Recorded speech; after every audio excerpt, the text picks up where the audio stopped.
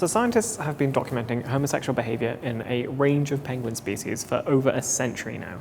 Popular in many zoos and aquariums, queer Humboldt penguins regularly make the news as they adopt and raise chicks of their own.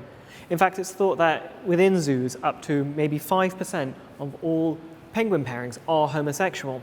But it's not just in captivity that penguins display this queer behaviour.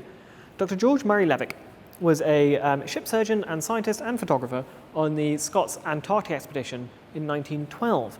And he was in fact the first person to observe a full breeding cycle of the Adelie penguin.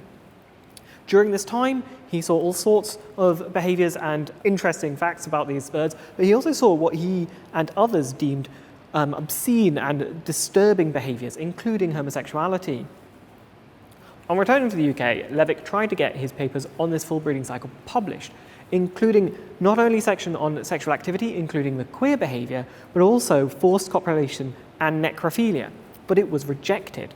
The section of the paper on sexual activities was actually excised from the final edition, and those parts dealing with the sexual behaviours were printed separately and distributed to a select number of people.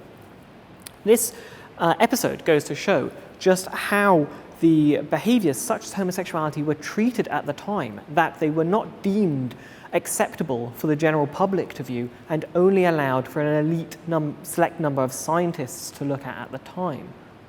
It was not until one of these documents containing Levick's work was discovered by accident at the Natural History Museum in Tring that the full range of Adelie sexual behaviours became known more widely and was finally published in 2012, a full 100 years after Levick first observed them.